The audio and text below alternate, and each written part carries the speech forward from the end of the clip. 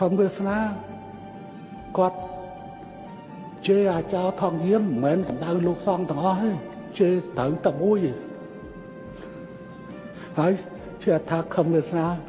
គឺប្រមាថប្រសងមិនមែនទេណាមួយនោះថាសុនឧខុងឃើញព្រះយូឡាយយើងហើយមិនបានជាមិនថ្វាយបង្គំ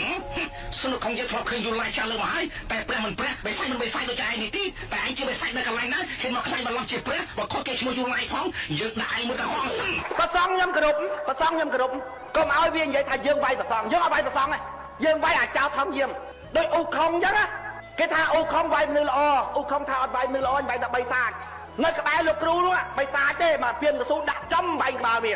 ហេបាញ់មនុស្សល្អអត់បាញ់មនុស្សល្អបាញ់បិសាចយើងក៏ចឹងដែរអត់មានវាយប្រសងទេប្រសងគ្រប់វាយអាចោថងយាមវាតែដេកត្រាំក្នុងស្ថាប័នប្រសងហ្នឹងដើម្បីរកផលប្រយោជន៍ផ្ទាល់ខ្លួនធ្វើឲ្យខូចស្ថាប័នប្រសងអាហ្នឹង